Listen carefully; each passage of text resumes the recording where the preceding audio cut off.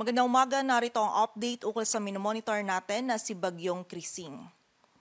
Nakalagpas na ng coastal waters ng Babuyan Island si Bagyong Krising at huli itong namataan sa layong 125 kilometers west-northwest ng Calayan, Cagayan. Taglay pa rin ito yung lakas ng hangin na 85 kilometers per hour malapit sa sentro at bugso ng hangin na umaabot sa 115 kilometers per hour. Ito ay kumikilos pakanluran, hilagang kanluran sa bilis na 15 kilometers per hour at bagamat nga po mas malayo or papalayo na ito sa anumang bahagi ng ating kalupaan, ay hagip pa rin po ng mga malalakas na pag-ulan, maging ng mga malalakas na hangin na dala nitong ni Bagyong Krising yung malaking area ng Northern Luzon. At bukod po dito ay patuloy din itong pinapalakas pa rin yung habagat, kung saan yung habagat naman yung patuloy na magdudulot ng mga pag-ulan, lalong-lalo na dito sa may western sections ng Central at Southern Luzon, maging sa western section din ng Visayas. So patuloy pa rin pong pag-iingat para sa ating mga kababayan.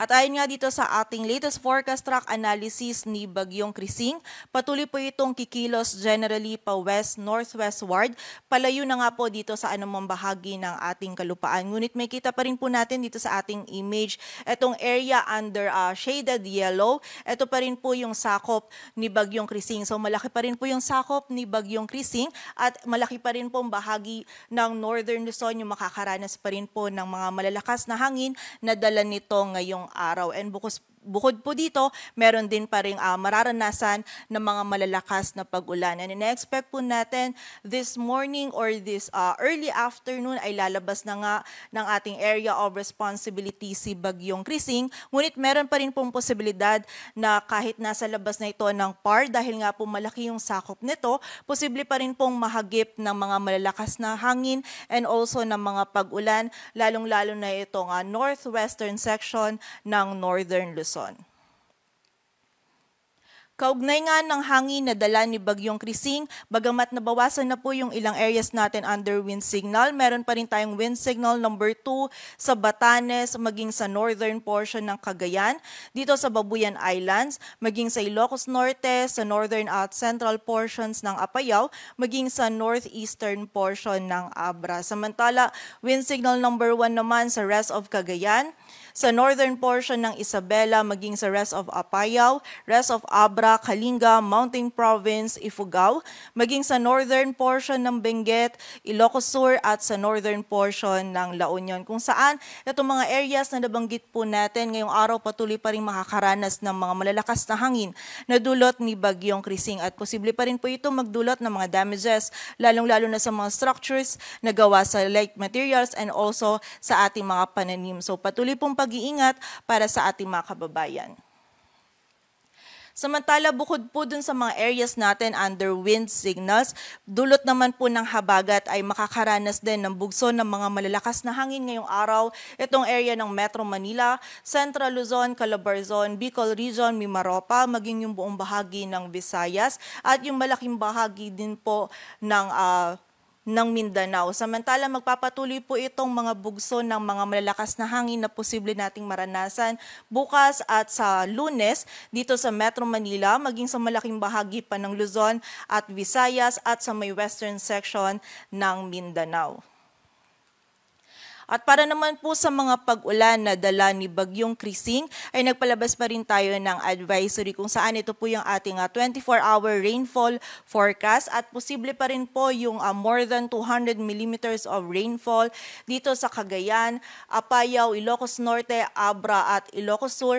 Ngayong araw po yan, dala pa rin ito ni Bagyong Krising. Samantala, posible naman po yung 100 to 200 millimeters of rainfall dito sa Kalinga, Mountain Province, Ifugao, sa Isabela, La Union at Benguet at 50 to 100 naman sa Nueva Vizcaya, maging sa bahagi din ng Quirino. And bukod po dito, dahil nga patuloy din na papalakas pa rin yung ating habagat, ay meron pa rin 100 to 200 millimeters of rainfall dito naman sa Pangasinan, Zambales, Bataan, Occidental Mindoro, maging sa bahagi din ng Palawan, Antique at Negros Occidental. Samantala, 50 to 100 millimeters of rainfall naman po dito sa Nueva Ecija, Tarlac, Pampanga, Bulacan, Metro Manila, Cavite, Rizal, Laguna, Quezon, Batangas, Oriental Mindoro, Marinduque, Romblon, Aklan, Capiz, Iloilo, Guimaras at Negros Oriental. Kung saan ngayong araw nga po, malaking bahagi pa rin ng ating bansa ay makakaranas ng mga pag-ulan, lalong-lalo na po yung mga areas natin na nabanggit natin dito, halos tuloy-tuloy po, lalong-lalo na po yung mga areas under red po is halos tuloy-tuloy na mga malalakas na pag-ulan yung mararanasan pa rin po ngayong araw. So muli po, patuloy pa rin pag-iingat sa mga kababayan natin sa banta ng mga pagbaha at pagguho ng lupa, lalong-lalo na yung mga kababayan natin na nakatira sa mga low-lying areas, yung mga malapit po sa mga ilog, sa sapa at sa mga bulubunduking lugar. Samantala, bukas naman, kahit po nasa labas na si Bagyong Krising, posible pa rin pong mahagip ng mga kaulapan nito itong area ng Ilocos Norte at posible pa rin yung 50 to 100 millimeters of rainfall. Most likely po yan bukas ng umaga. So, bukod naman po dito, yung habagat patuloy pa rin magdudulot ng 100 to 200 millimeters of rainfall dito sa Zambales, Bataan, Occidental Mindoro. Samantala, 50 to 100 naman dito sa Pangasinan, Tarlac, Pampanga, Bulacan, maging dito pa rin sa Metro Manila, Cavite, Batangas, Oriental Mindoro, Romblon, Aklan, Antique at sa bahagi din po ng Palawan. Samantala, by Monday naman, wala na po tayong pag-ulan na dulot ni Bagyong Krising, ngunit yung habagat, ina-expect natin patuloy pa rin itong magdudulot ng mga malalakas na pag-ulan, lalong-lalo na dito sa area ng Zambales, Bataan at Occidental Mindoro. So muli po, doble ingat pa rin para sa ating mga kababayan and makipag-ugnayan po tayo sa ating mga LGU para sa aksyon na kailangan nating gawin para sa ating kaligtasan. Samantala sa kasalukuyan naman po ay meron tayong mga heavy rainfall warning na inisyu ng ating mga regional offices. Ito po ay as of 5 a.m. today kung saan meron pa rin tayong red warning dito sa bahagi ng Ilocos Norte, dulot po ito ng Bagyong Krising. Samantala orange naman po sa ilang bahagi ng Cagayan, Babuyan Islands, Abra, Apayao, Ilocos Sur. Samantala yellow warning naman po dito sa may La Union, sa may ilang bahagi ng Benguet, maging sa Pangasinan. Samantala, yung malaking area naman po ng Zambales, Bataan, maging yung ilang areas pa ng Central Luzon, maging dito po sa Metro Manila, Cavite, Batangas, ay meron naman po tayong nakataas na orange warning. Dulot naman po ito ng habagat. Samantala, for this area naman po may red warning tayo, dulot naman pa rin ito ng habagat. Dito sa Occidental Mindoro, sa Antique, maging sa ilang bahagi po ng Palawan. Samantala, may kita din po natin naka-orange warning din itong ilang bahagi pa ng Panay Island and also itong ating Negros provinces. So mag-a-update pa rin po yung ating mga PRSD.